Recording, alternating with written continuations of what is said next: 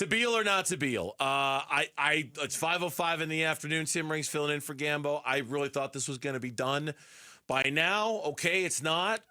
So we wait another day or another night or whatever it's going to take. But by all accounts and reporting, including our own John Gambadoro while he's on vacation, it's imminent. 24 to 48 hours from now, he's going to get waived and stretched.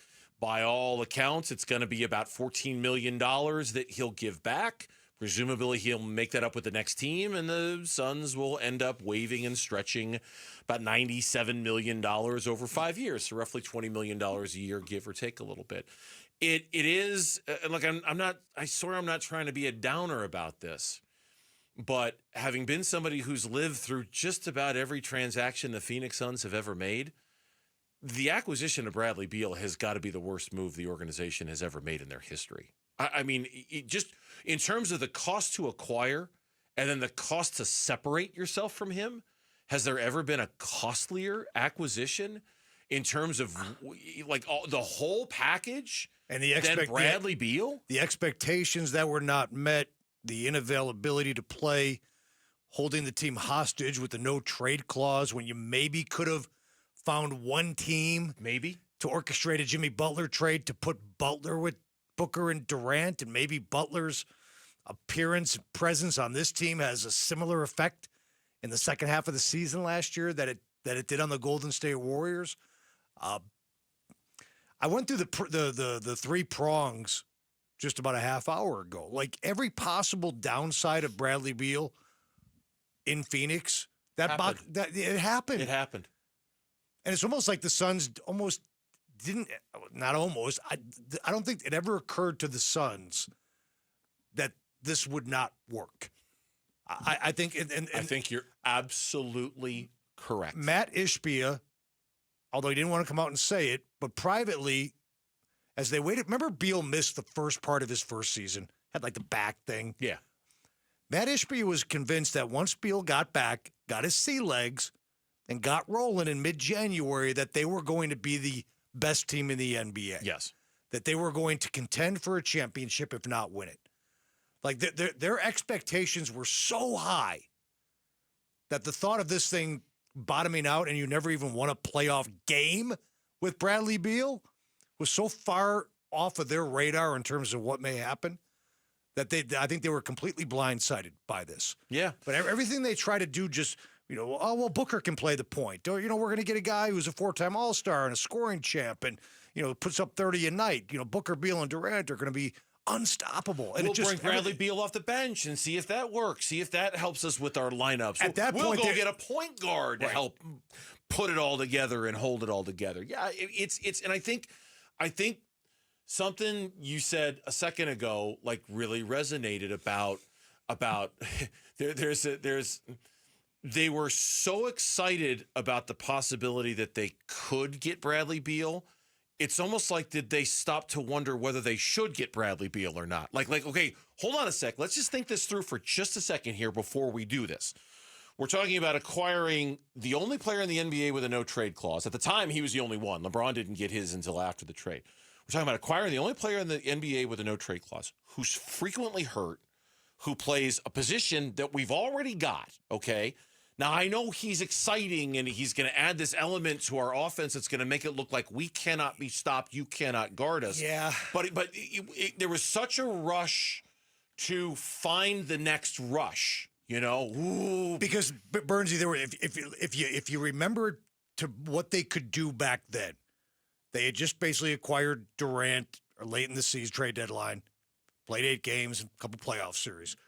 They were still very limited in terms of what or who they could acquire. And that includes making a decision about Chris Paul and what they were going to do with him, who was always You remember hurt. Chris Haynes came out and said they're going to waive Chris Paul. That came from Chris Paul. Yeah. Chris Paul thought he was getting waived. Like, that's what the Suns were going to do. And suddenly Mark Bartelstein calls up Josh and says, hey, do you guys want Beal? We can make this happen. He's got a no-trade clause. He can funnel himself to you guys. Instead of cutting Chris Paul, you can turn Paul, who you're ready to cut anyway, into a 4-time All-Star and former scoring champ. Yeah, he plays the same position as Booker, but he's always hurt, But you have no other opportunity or option to get a player like this offseason. So the Suns were starry-eyed, and listen, a lot of us were. I mean, when I first heard about it, I texted you, and you were on a kayak up in Flagstaff or something. No, I was kayaking the Salt River.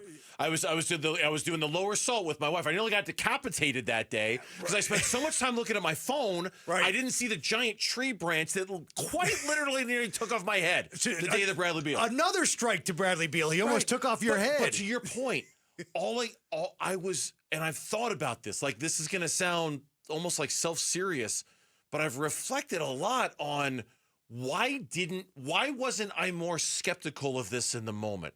Shouldn't I have been more skeptical of this? Shouldn't we all have been like, whoa, hold on a second here.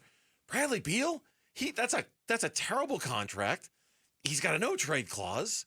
He's always hurt. Let's slow down for a second and think about what we're doing here. And at no point did I slow down. Clearly, at no point did they slow down. And I don't think most of the fans, in the moment where they were like, yeah, let's do it, they were all gung-ho for it.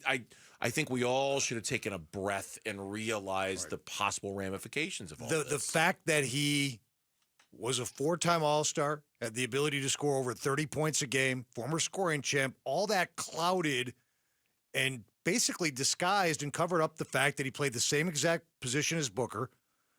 And not only the same position, they're kind of identical players to a certain extent. Right? I mean, in terms of how they score and what they do. Yeah. And you overlooked the no-trade clause because you thought, this is a team with Booker and Durant. Wow, they're adding another great player.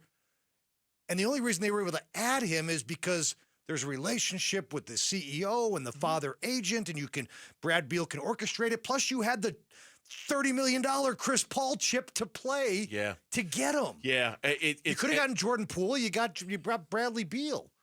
But to apply this to what's going on right now, this is why when we have the conversation about what they should do about Bradley Beal now, whether they should waive and stretch and pay off this bill in 5 years, or whether they should just bite the bullet and pay off in 2, I want to make sure they're thinking about it more seriously than maybe they did when they acquired him. Like, because when they acquired him, it felt like there wasn't a lot of consideration to what is the worst case scenario, because we're experiencing it right now. We are currently living the worst case scenario of them acquiring Bradley Beal. I want to make sure before they waive and stretch and have to pay this 5-year bill off, that they've considered the worst case scenario of the ramifications of that, because it could happen. Whatever it is, it could, and just make sure you're prepared for that. Better prepared for the worst case scenario of that than you were when you acquired him in the first place, because you clearly weren't prepared for the worst case scenario of that. I also think there's a fundamental issue with the trust of the fan base. I think the way the decisions have been made the last 2 years, like if Sam Presti is running the show and says, hey, we're going to have to waive and stretch this guy, fans will be like, all right, and Sam, we trust. Sam, we trust. If Bob Myers is doing it and Bob, we trust. Go ahead, man. We trust you. But a Suns organization that has made so many missteps over the last 24-plus months is making this decision. Fans are like, I don't know. Thanks for watching Burns and Gambo. Click to see more from the guys and hit the button in the middle to subscribe so you never miss a video from Arizona sports.